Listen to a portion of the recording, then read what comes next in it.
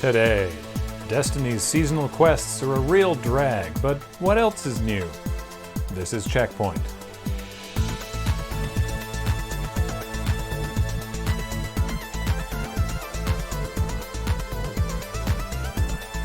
Welcome to CheckPoint, the only video game news show powered exclusively by single origin coffee. That's right.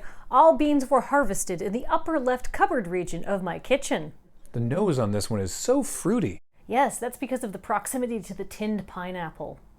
Bungie has had to do the thing again.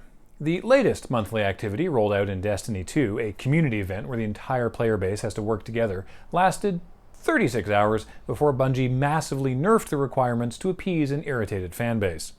After much of this season had already focused on a new multiplayer PvE event called a Seraph Tower, the community was pretty sick of it. It was tedious, rewards were minimal, some enemies could just randomly teleport onto the objective, making the event needlessly tiresome, and while it was ostensibly designed for 9 players, you can only ever make a fire team of 3, meaning you have to hope to get paired in a public zone against 2 other full fire teams, something that has never happened in the history of the franchise. And if that particular issue sounds familiar to lapsed Destiny players, it's because similar matchmaking woes plagued the previous activity, Escalation Protocol, and the Blind Well, and even Destiny 1's Archon Forge and Court of Oryx. Anyway, things turned grim when Bungie announced that the special mission and weapon reward for this month required the community, as a whole, to clear Seraph Tower events a total of 9 million times. This was not received well, and Bungie quickly flipped some switches so that completions will now count 5 times on weekdays and 10 times on weekends. And a few enemies have been nerfed, not the annoying teleporty ones though.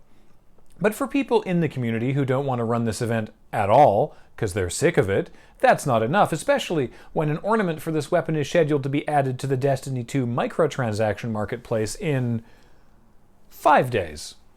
Some are even suggesting the community does nothing. Because what are Bungie going to do? Not release the new gun they want to sell skins for? I've never seen a game's community say to its developers, "Don't give us the new content, you cowards." PUBG, or Player Unsung's Botterdamerung, updated the PC client, which has the player base up in easily looted arms. First, they've added a ranked mode, which doesn't seem like that big of a deal until you discover that every other mode now features bots in the player base. PUBG has said that adding bots was for the benefit of new players who were usually immediately mowed down by much more experienced opponents, but according to veteran players, this will change the playstyle and culture of the game. The culture of immediately mowing down new players, one presumes. It's not clear why PUBG didn't just add 3 modes, ranked, unranked, bots welcome, and unranked, humans only, but we believe they are fearful of becoming the focus of a new David Cage game.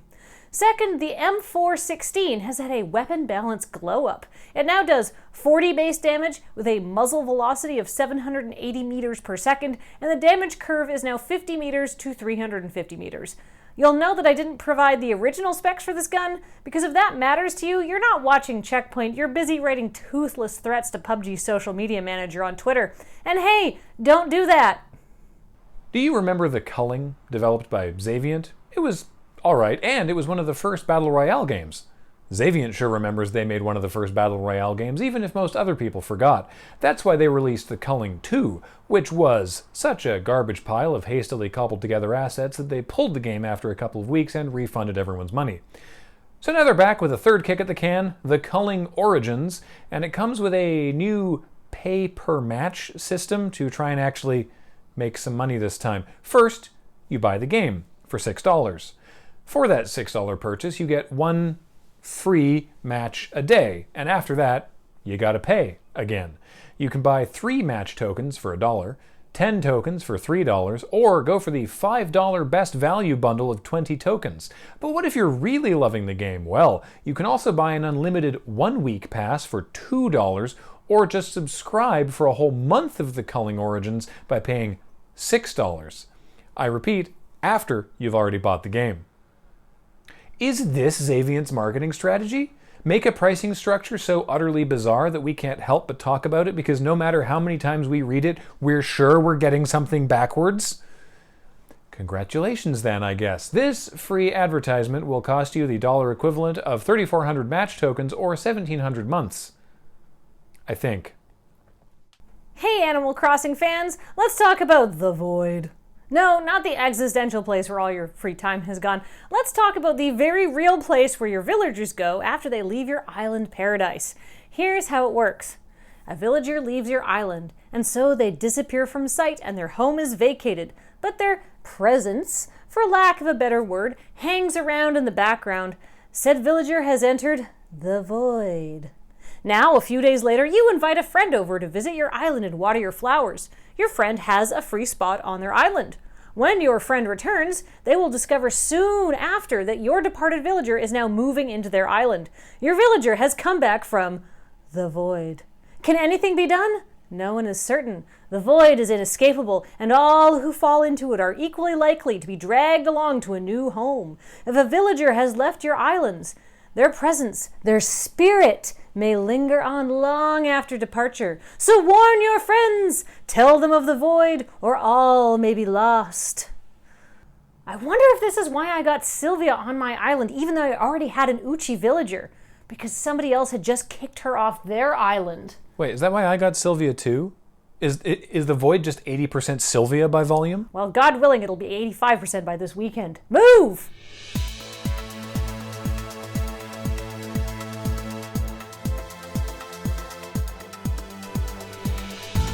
Coming up, you can now dress your cat up as Tom Nook. Beach is quoted as saying, "Really? These fucking cat shirts get Cuban collars while the Etsy assholes still haven't figured out how to notch a fucking lapel?" Get well soon, Beach. The nose on this one is so fruity. Yes, that's because of the proximity to the tinned pineapple.